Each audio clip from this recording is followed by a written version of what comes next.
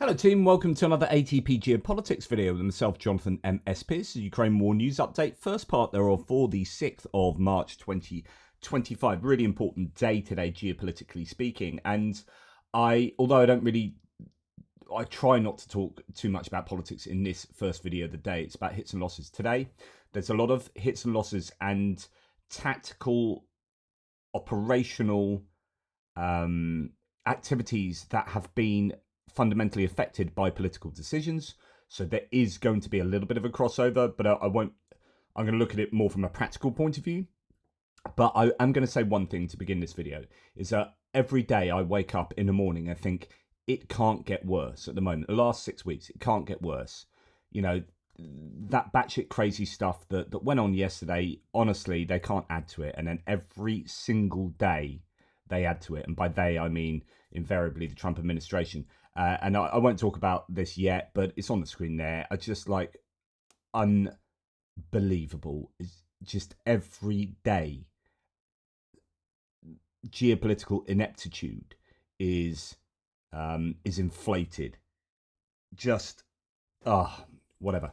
Okay, let's get on with the Ukrainian general staff figures for the Russian losses for the day before. All the usual caveats apply, of course, and you can find them in the description to the video below. 1,140 personnel lost. It's about where we've seen it really this last week. 5 tanks, 7 troop-carrying AFVs, so both still low numbers today, below the daily averages, particularly in AFVs.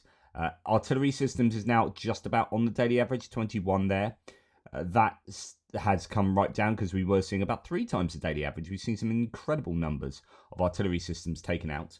2 anti-aircraft warfare systems are very useful for the Ukrainians. They've done a good job of late in attriting the Russian air defences, almost like SEAD or SEAD operations, suppression of enemy air defence operations. I think that's going to be an explicit campaign, just as I think the artillery systems have been explicitly targeted. 94 vehicles and fuel tanks as well. I think drones are doing an awful lot for the Ukrainians along the front line. They're creating these corridors, these buffer zone corridors, and I think that there might be a tactic to try and minimize the use of humans. They know they are low on humans. Replace humans with drones. Just stop the Russians being able to move effectively by flooding the skies with drones, probably on different frequencies, and just hammering anything that moves. That then means that you don't have to man the entire front line with huge volumes of troops, and just make sure you're reactive enough to be able to put up a defense if the Russians mount something more significant in a particular place. I don't know. That's massive speculation for me, but I have heard talk about a corridor, like a buffer zone corridor, using drones. So yeah. Now, in terms of the Russian attacks, the number of Russian assault operations has continued to decline on the Pokrovsk front particularly, and I advise you to go and watch my frontline update last night. It's quite a different frontline at the moment than it has been. We'll talk a little bit later. I think Kursk is under an awful lot of pressure, and I think the Ukrainians might end up having to give up Kursk, which is a massive shame for having its bargaining chip. And I think with what the US is doing at the moment in halting aid, but more importantly, halting intelligence sharing, I think the Ukrainians are going to struggle in some ways, I'm sure. But on the other hand, places like Pokrovsk and even a little bit further up there, and we've seen in the north as well by Kupiansk, the Ukrainians are pushing back, and they have had success. So Toretsk, particularly successful for the Ukrainians in terms of a counterattack. So yeah, the Russians have, at least for the time being, culminated, it seems. They are still continuing to push on down in Velika Novosilka area. I wonder if the Ukrainians have got anything planned in terms of defending there more robustly. That's down on the south, that kind of dogleg as Donetsk, the eastern Donetsk front turns into the southern Donetsk front before it goes on to Zaporizhia. So a new record low of 17 engagements was recorded on March the 4th. Wow, compared to a daily maximum of 30. Deep State graph shows the dynamics since 2025, with recent data in blue. Yes. Don't know the difference between a blue and a red there, but anyway, you get the idea that that the intensity of Russian attacks has really dropped there. Okay, moving on. We have oh no, that was not supposed to be there. This. In just a few days, the 63rd Mechanized Brigade near Liman burned down Russian equipment, 2 armoured vehicles, 2 Kamaz trucks, UAZ with ammo, motorcycle, 2 guns, and an anti-aircraft warfare system, and 4 mortars, as well as an electronic warfare unit. We haven't seen videos and images like this for some time because it's been so politically volatile at the moment that everyone's concentrating on the bigger things going on between nations rather than in the nation of Ukraine. So a lot of my usual sources have been somewhat distracted, understandably so, as I have been. But yeah, there are still activities like this going on the front lines, of course. Now, here we have some footage of HIMARS strike using cluster munitions. Interesting that Lithuania, is it, yesterday have announced that they are pulling out, well, maybe it wasn't, yeah, it might have been Latvia, I don't know. One of the Baltics is pulling out of the cluster convention, and I wonder if that's so they can either buy or give to Ukraine, buy for Ukraine cluster munitions, I don't know. HIMARS is going to be, well, we're going to talk some more about HIMARS. So the fact that the US has stopped sharing at least some intelligence with Ukraine has arguably, although some people deny it, affected HIMARS usage. Some HIMARS operators say, no, actually, we're not affected, but then there are claims that they are. So it might be variable along the front line, but we'll return to this. But in fact, I'll leave the conversation about HIMARS till the next section. I will say, though, that it's good news to see HIMARS being used, but of course, I can't definitely confirm when that strike took place. Here we go. No, let's talk about it now. AFU have stopped receiving data for HIMARS strikes even before Zelensky's meeting with Trump, according to the Washington Press. All right, this is where the plot thickens. So according to soldiers, at least one of the units has not received coordinates for strikes further than 60 kilometers from the contact line over the past month. And I'm seeing another claim, it's not detailed there, but there was a claim saying that they knew about this before the meeting in the White House. So the idea that they've stopped intelligence, the idea that that is connected to Zelensky's attendance and the fracas at the White House is false. It's a post hoc rationalization, and they'd actually decided before that they were going to stop intelligence. In fact, they just decided they had been scaling back intelligence to Ukraine before the White House meeting. This is all part of they put all the pressure on Ukraine and none of the pressure on Russia. We're going to talk a lot about that in the Geopolitics video later, because all the analysts are basically now just shouting about how the US has A, changed sides, and B, is just doing everything to harm Ukraine and nothing to harm Russia. Okay, we're going to return to HIMARS though in the strike section and a talk on intelligence. So Belgorod on Russia on fire, hashtag Russia on fire here. This isn't connected to war, I don't believe, but in the Belgorod region, a shopping centre complex has caught fire. Already locals are saying flammable materials and pool safety procedures in Razumnoye exacerbated the problem. The fire has not now been extinguished.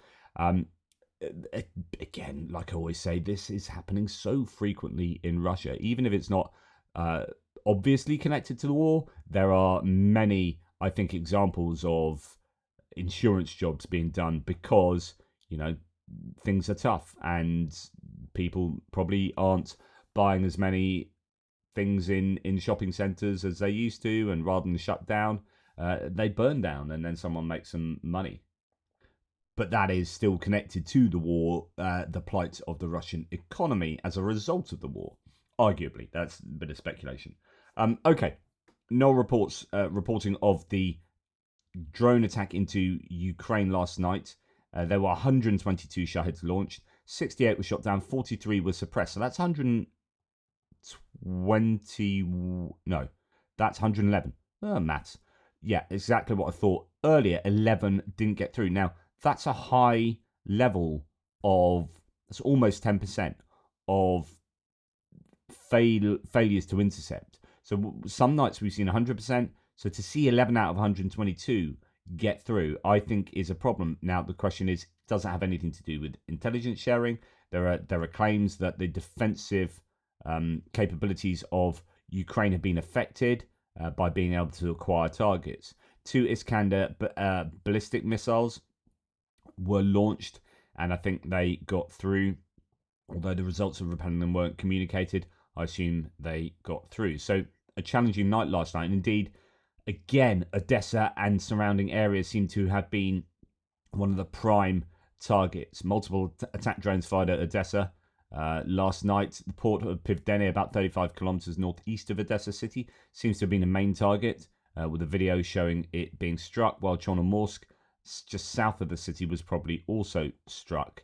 That is real challenge for the Ukrainians there. I have wondered over the last few weeks, as we've seen Odessa be targeted consistently, I wonder whether they've run out of a Patriot, or they've had a Patriot that's been hit, or it's having maintenance issues or something. They've maybe run out of interceptors.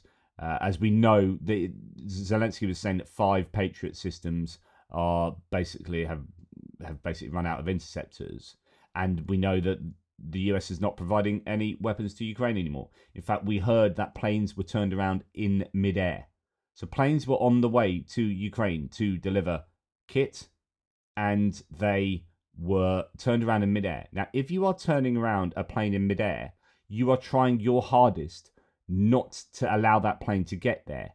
You are trying your hardest to hurt Ukraine. There's no kind of like, oh, I've been given an order to stop stuff getting to Ukraine, so we're just, the ones that are in the air, let them land, and then from now on we're not.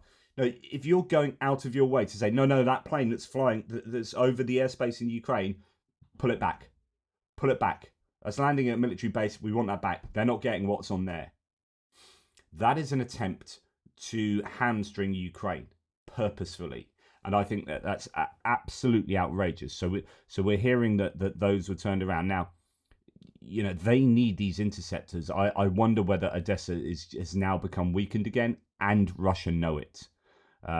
As Tim White says, again, one wonders about air defense. Locals in Pivdene report as many as 11 explosions.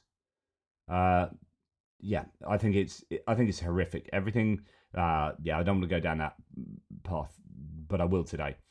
Russian missile attack has struck, and this has been on mainstream media news. I was watching BBC News this morning. They're talking about, obviously, the EU meeting in Brussels, where Zelensky will be, and also connecting, and also talking about the stopping of US intelligence getting to Ukraine, and connecting that to this horrific strike on Kryvyi Rih last night that hit a hotel, just like they'd done in Kharkiv. They did that last year with journalist hotels. This is a journalist and humanitarian worker hotel. It appears to have been purposefully targeted, killing actually 4 people and injuring, I think, 30. More people would have died had they not scrambled down and escaped the destruction from these missiles. More people might be trapped under the rubble, says Euromaidan Press. So Jimmy Rushton, a hotel in the Ukrainian city of Kryvyi Rih, struck by a Russian Iskander ballistic missile earlier this evening. 2 people in critical condition. At least 4 dead. Likely to possibly could be more as well. Humanitarian workers from the US, UK, Ukraine, they checked into that hotel before the Russian strike, Zelensky said. They survived because they managed to escape their rooms, said Zelensky of this strike. Now, we're going to go to Nick Schifrin here, who's going to say our News Hour report tonight on the end of intelligence and information sharing to Ukraine. So, he says one US official and a congressional official understand that, quote, imminent force protection has been exempted, suggesting air defense cooperation continues. That would probably be something to do with Kiev, at least, if there were ballistic missiles winging their way into Kiev, then they've allowed intelligence about those missiles to continue to get through. I mean, it's all disgusting. It's all oh, we're allow those people to survive, but people over there, no, we won't allow them to survive, or that kind of thing. It yeah. Two congressional officials and one military official confirmed that the US has paused the assistance that allows Ukrainian strikes into Russia. To be more precise, Ukraine can still launch those strikes, but they will be less accurate without US assistance. The US also helps with targeting assistance for Ukrainian soldiers inside Ukraine fighting on the front line. So there is some nuance here, and it's unclear because we're hearing so many different things. Some saying defensive capabilities have been affected, and that's why it's just sort of referencing before. This suggests maybe not so much. It's not clear if that assistance is being paused. As in that's sorry. The US has helped targeting assistance for Ukrainian soldiers inside Ukraine, and one's not sure if that has been affected. But the bottom line, a US official tells me, depending on the extent and length of the pause, quote, it will cost Ukrainian lives. So that's a US official saying our new approach to not sharing information with Ukraine will cost Ukrainian lives. So the US has decided to kill. It goes back to the mantra I keep saying, that the White House has made a calculation that it's more important that Ukrainian civilians die. They would prefer Ukrainian civilians and soldiers to die than Russian soldiers. They would prefer that the victims suffer rather than the aggressor suffers in order to force a peace deal. Everything they're doing is aligned with that mantra. And it is despicable. No, there's no doubt in my mind. Okay. Roy, a pretty decent Canadian source here, says, the cessation of all US aid to Ukraine also means the end of US restrictions on Ukrainian strategy. So targets that apparently were forbidden can now be attacked. The vulnerable electrical system that powers the trains that supply everything to the Russian army lead that list, he reckons. The Russian army is supplied by railheads as close as possible to the front. Russian mainline locomotives run on electricity with an associated system of electrical substations and transformers that are exceptionally vulnerable to disruption. Russian attacks on Ukrainian electric infrastructure has shown that repair and replacement of transformers is very difficult, and Soviet-designed transformers are unique to Russia. And Russia's limited truck fleet could replace only a negligible percentage of rail capacity. So you might see a number of strikes into Russia that were previously forbidden. Now that the US is saying, well, we're not going to provide you targeting assistance for those, they're like, okay, well, we're going to do them anyway. Your restrictions, we're now not beholden to your restrictions because you are no longer helping us. So there could be an interesting dynamic in that context. Now, the US has suspended all intelligence on Ukraine, so France is offering its intelligence to Kiev. And this has come from the announcement of Sébastien Lecornu, the French foreign minister, who has said some interesting things. Actually, I want to give a little bit more detail on what he has said. So Anton Gershchenko says France and the UK will keep providing intelligence to Ukraine to fill the gap left by the US. France is offering intelligence to Ukraine, French Defense Minister Sébastien Lecornu said on Thursday. Quote, we have intelligence resources that we use to help the Ukrainians, Lecornu told radio station France Inter. It has been suspended since yesterday afternoon, he added, referring to US intelligence sharing with Ukraine. Now, this is interesting. He says, I think for our British friends who are in an intelligence community with the United States, Five Eyes, it is more complicated. So this is the idea. Again, the French have made correct decisions, it seems, in hindsight, where they have a military-industrial complex that is independent of US technology, and they have an intelligence apparatus that is independent of US security infrastructure. Now, that probably means that they're not as efficient as we are in the UK, as we've combined our capacities and capabilities with the US, Canada, New Zealand, and Australia. And so we can cover more of the world and get stuff done and work cooperatively. But actually, now that appears to be a bit of a problem. So swings and roundabouts here. But the French are saying that, hey, we can step up at least to some degree. Now, they've already been providing that to the Ukrainians, so I don't know how much added intelligence assistance they can give. According to Politico, the British are also prepared to fill the gap, in particular through their aerial electronic surveillance, but their intelligence capabilities cannot match those of the Americans.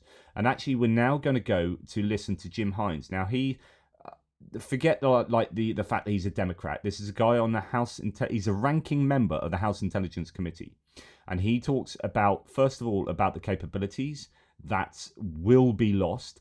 He's only vague about them because he can't talk about them, and then speaks more generally about what's going on here. Long this pause will be going on for, and just sort of what it means for our on-the-ground operations.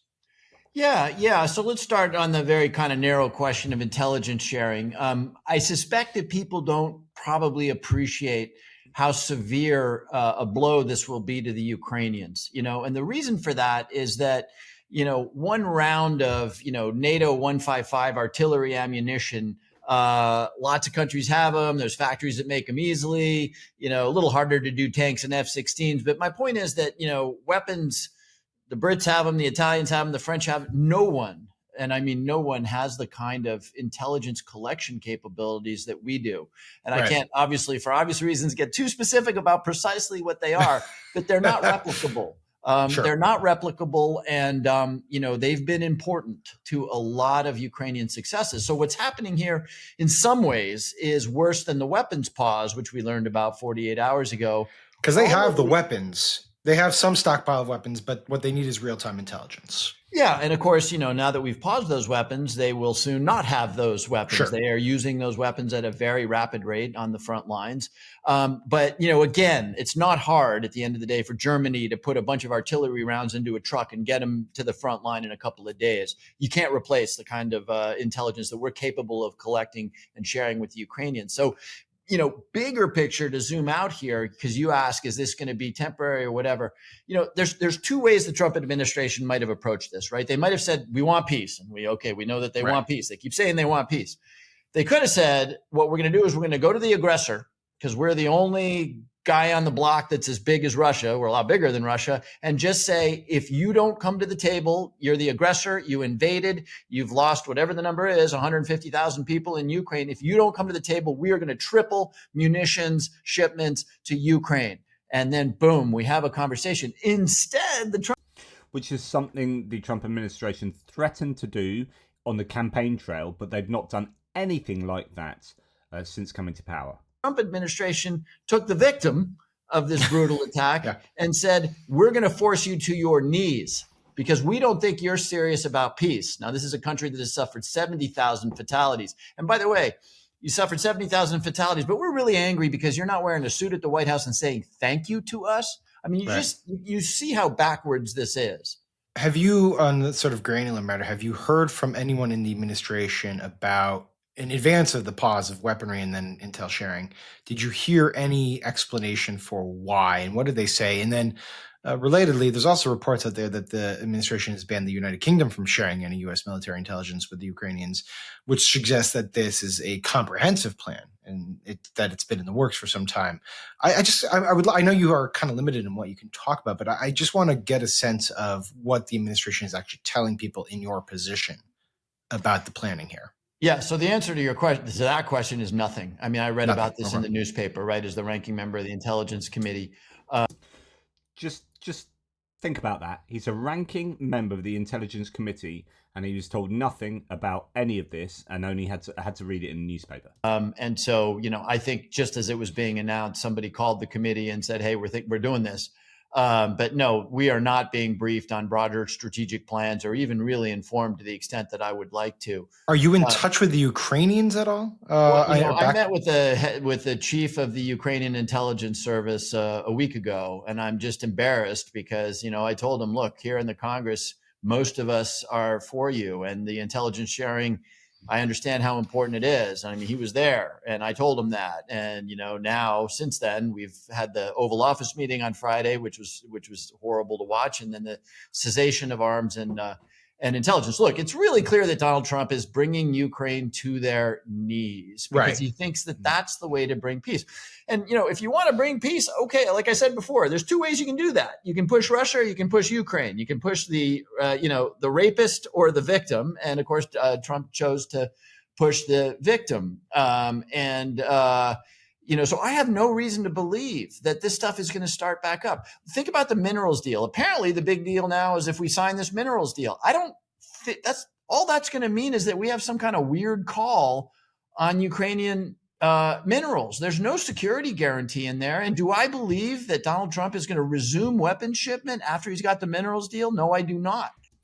So there's an awful lot of analysis to do around that, and I'm going to be talking about that later. There's a number of people that are saying, look, minerals deal, there's no point doing it. There's no point, in fact, appeasing Trump at all. It's very clear. So James O'Brien was saying on LBC yesterday that Keir Starmer is doing what he has to do, but he must be doing it in a knowledge that he's doomed to failure. So, and Macron, Starmer, going with Zelensky to the White House is pointless. They're probably going to end up doing it. They'll probably end up doing it, but it's pointless, and they all know deep inside it's pointless. My position is no, just stand strong, go, no, we're not going to do that, and actually we have some leverage as well, and we need to do this for the security of Europe. So this is how these big political interactions affect what's going on the front line very directly. This is the ability to fire HIMARS. This is the ability to take down incoming ballistic and cruise missiles and Shahed drones that are flying into Ukraine. This is protecting Ukrainian civilians and protecting Ukrainian soldiers. And the decision has been made to kill those people rather than kill Russians. To kill the White House finds it preferable to kill Ukrainians than Russians. That is the calculation. Prove me wrong.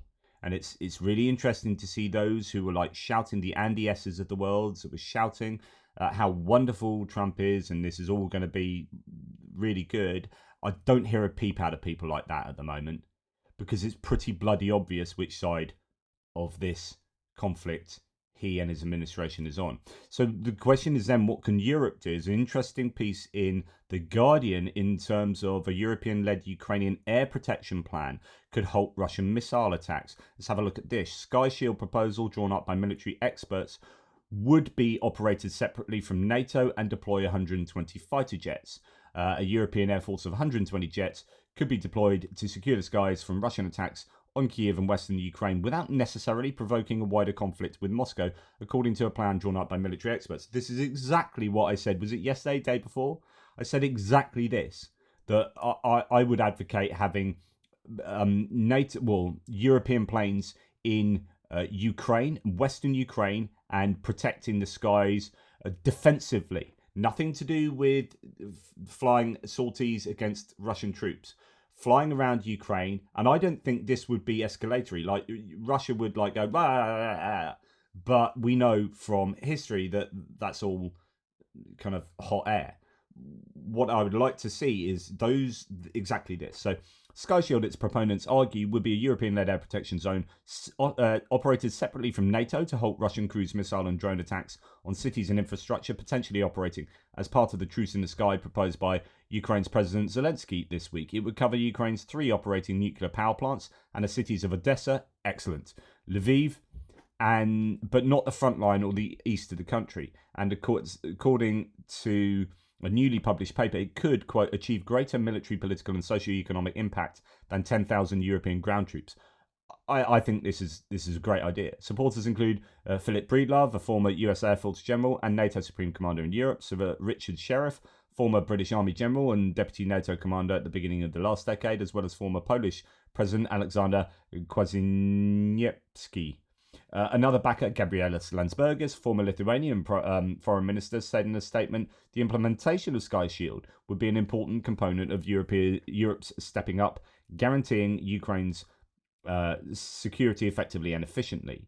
Though variants of the proposal have been discussed without making progress since Russia launched a full-scale invasion in February 22, a fresh version of the plan was gained renewed impetus this week after Zelensky's acrimonious meeting with Donald Trump in the White House. Since then, the US has halted military aid and curbed intelligence sharing with Kyiv, prompting a rapid realization in Europe that the continent will have to take the lead in supporting Ukraine while the war continues, and by providing security guarantees to the country as part of the peace deal. It's understood Sky Shield has been drawn up by former RAF planners working in conjunction with Ukraine's armed forces, and it has been canvassed before European defence ministries. However, there's been no real appetite from European leaders to sanction patrols of Ukrainian skies while the war is ongoing. Those involved believe the pace of events in the last week means that ideas about protecting some of Ukraine's airspace can now get a fresh hearing, though the plan also serves to highlight how important and efficient air protection would be as part of providing security guarantees to Kyiv in the event of a ceasefire. So on and so forth. I won't read the rest, but I think that's a really interesting idea and needs to be given some serious thought. In fact, I think it should be enacted. Those that were saying that they should have, this skies should have been closed off at the beginning of the war are feeling quite smug about themselves now. My mate said that, and when I meet him in the pub, he's like, "Told you they should have had a no-fly zone across Ukraine, and Russia wouldn't have done anything about it." And I tend to agree. I was ambivalent at the time. I was like, "Yeah, pretty good idea. I don't know, blah blah blah." But some people really strongly advocated that. According to Russian sources, so moving on to other bits and pieces, and I reported this last night in my frontline update that there are some claims from Russians that the Ukrainians have started a counter-offensive. I would say a series of local counter-attacks in the Pokrovsk sector. So Russian mill bloggers report that a Ukrainian local counter-offensive near Pokrovsk has started. Quote, Ukrainian forces expand their assault today, achieving significant tactical gains. Fighting is intense with up to 2 brigades attacking from Pokrovsk and 1 from Uspanivka. We struggle, they said. And the attacks are in a number of places. Uspanivka, so this is Pokrovsk up there, top of the map. You've got this river that comes down there. You've got Uspanivka down there. You've got Udachny here, Kotlina there. So there's Udachny's been liberated by all accounts, as well as Kotlina, the other side of this railway. You've got Uspanivka has apparently been liberated, and then you've got Pischany, and then further along, some other settlements along here as well. So it is, Shevchenko. So it's Shevchenko village. So a lot of good news coming from this sector, but as I said, Kursk is in trouble. But let's look at what War Translated said. While Trump helps Putin, Russia struggles on the front. The AFU counterattacks hit Pokrovsk, Chasiv Yar, and Toretsk. Russian forces face manpower shortages after Gerasimov's relentless assaults. Gains are localized, but pressure mounts. Read a Russian source's devastating report below. So let's read this Russian source. We're going to go through all of it, because I think this gives us a sense of what might be going on. The situation near Pokrovsk is extremely difficult. Logistics are being disrupted and there aren't enough personnel. Near Chasiv Yar, we are making slight advances, but the same problem persists. Logistics are being hit and manpower is lacking. In Toretsk, urban combat is ongoing. The AFU launching counterattacks. Meanwhile, we continue feeding illusions to the command at all levels. The reality, no personnel, and logistics are being systematically targeted. Why is there a shortage of personnel? Why does the enemy dominate the lower airspace? And why is their advantage only growing? They have aerial assets 24/7, drones, electronic warfare platforms, and relay systems that allow kamikaze drones to strike from 20 kilometers away. Our capabilities overall are much more modest. Previously, the ratio of FPV drones was 1-6 in their favor. Now the gap has widened even further. So this is a Russian saying that the Ukrainians have a greater than 6-1 FPV drone ratio. That's insane if true. And it's not just because we have fewer drones, though that is also true, but mainly because we have fewer operators. Interesting. It's not that the state isn't doing anything. There are plenty of open training courses for various types of drones, but we personally know about 30 people who completed these courses and didn't deploy. They just keep moving from one course to another to avoid returning to the front lines. Wow. Why? Because at the front, in some units, soldiers are treated like serfs. There's no for the motherland for Putin, only get effing moving. They got their pay, didn't they? These men aren't defenders of the motherland in any noble sense of the word. They're debt-ridden losers or unfortunate conscripts. That's why very few want to sign an indefinite contract with the MOD. Junior and mid-level commanders, experienced fighters who've been wounded multiple times, are under constant pressure from the enormous boot of the state. Where's the result? Even good men become hardened and stop listening to their subordinates. The AFU has the same issues, but drones are their lifeline. Recently, we witnessed a discussion with people presenting their new developments. Here's a device. At what range is it effective? Well, it should be launched about 2 kilometers from the front line. They don't understand that at both 2 and 5 kilometers from the front, it's the edge of the world. Survival there depends entirely on extreme camouflage. There's almost no movement because enemy eyes are always in the sky, and their strike assets are at the ready. The slightest movement and something is already flying your way. Yesterday, we were hit by 5 drone attacks. We managed to shoot down 2 and evade 3, but that was pure luck, and luck eventually runs out, just as it will for anyone trying to deliver water or ammunition to the front lines. There probably won't be a ceasefire, and that's the case. And if that's the case, in our subjective opinion, the entire approach to motivation and much more needs to change. Otherwise, it will turn out just like Astafyev's novel, The Damned and the Dead. Instead, it should be, you can do it, we believe in you, and we're proud of you, not just for the cameras, but in real, tangible ways. Now, if this is true, this then adds a massive layer of frustration for me, is that this is a time when the Russians are culminating, the Russian economy is on the brink, and the US has decided not to help Ukraine to push this advantage and is going to relieve sanctions, it appears, on Russia. It is going out of its way to kill Ukrainians and help Russians. And that is stunning. That's a stunning, stunning turn of events. And it's deeply frustrating. Now, it also talks about this kind of corridor that I was just talking about. This is a piece of evidence that suggests that, that we can't move. There's this whole area of the line where we can't move. We can't deliver water, we get hit. We can't remove wounded. We can't, I think the Ukrainians have probably been ramping up production of drones, training drone operators in order to stop the Russians being able to advance significantly. As long as, if you punch through, then you kind of get through there. But if and it becomes a problem, and I think that's what happened down in the south. But if you've got more static front lines, and Ukraine has this just massive drone advantage, then it means the Russians are unable to move on significantly. And if they can do that right up and down the front line, the Ukrainians, then it makes life very difficult for the Russians, indeed.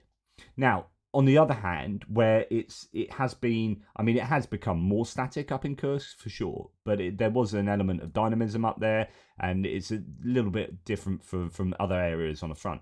Kursk is slowly weakening, says the analyst, as it is the prospect of talks. The Kursk salient is slowly collapsing despite Ukrainian efforts and will likely be the focus of a major Russian operation to eliminate it now they know of the arms and intel sharing embargo on Ukraine.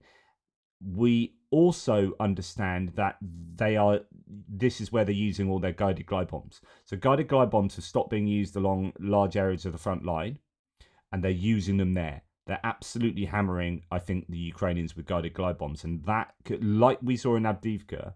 So yeah, drones are great, and everything like we just talked about in that corridor is really useful, but there's not a lot you can do in terms of operating operating drones when you're being hammered by these massive CARB and FAB bombs and whatnot.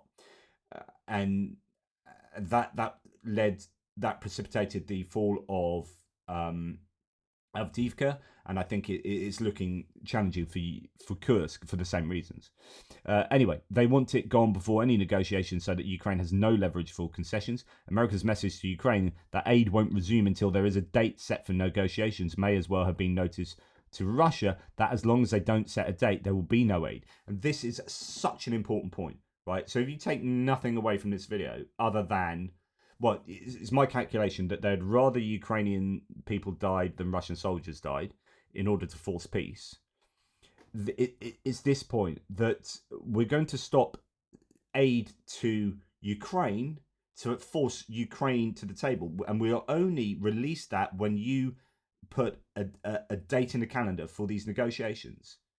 But they're not doing that to Russia, and they're also saying that date needs to be agreed by both of you to get to peace talks, for us to release aid. Well, then Russia just go, well, we're not going to go to peace talks.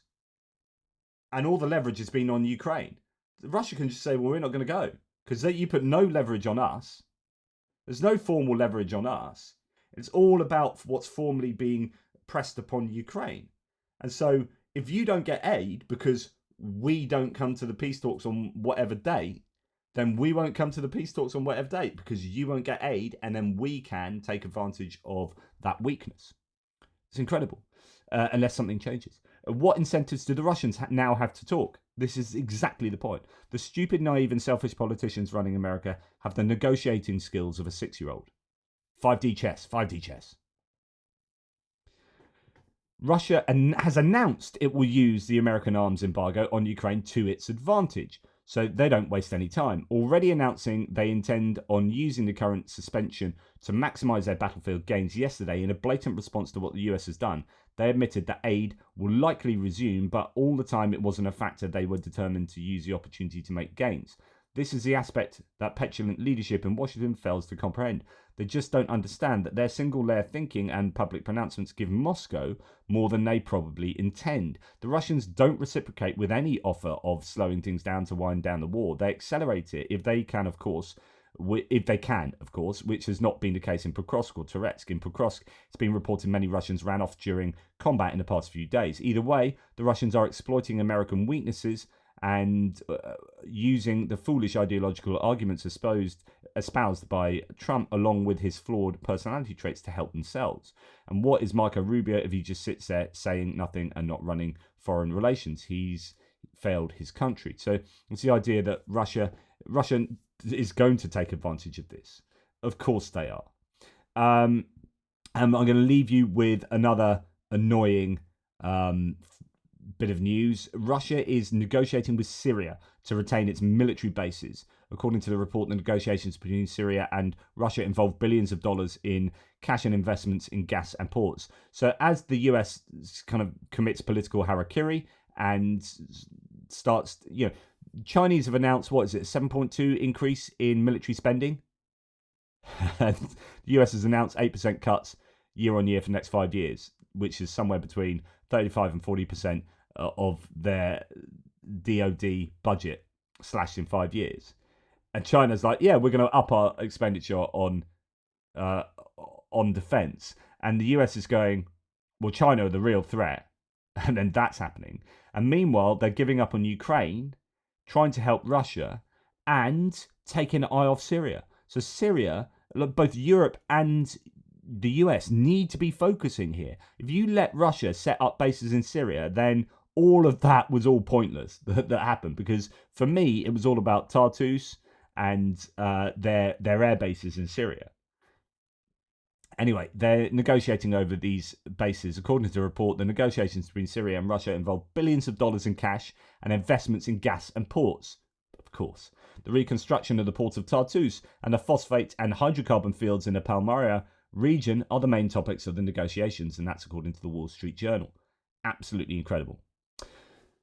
And there you go. That's today's Frontline update, the hits and losses video. I know that there was a bit more political stuff in there, but there kind of had to be, because it's literally like these are the decisions about what is happening with a HIMARS firing from here to there, or how to take down a ballistic missile flying into Ukrainian airspace. Potentially. We're not sure. There are conflicting reports on how much intelligence has been stopped. But any intelligence being stopped is an attempt to make it harder for Ukrainians, is in a significant way a method of killing Ukrainians and not killing Russians. And it's despicable. Take care. Speak to you soon.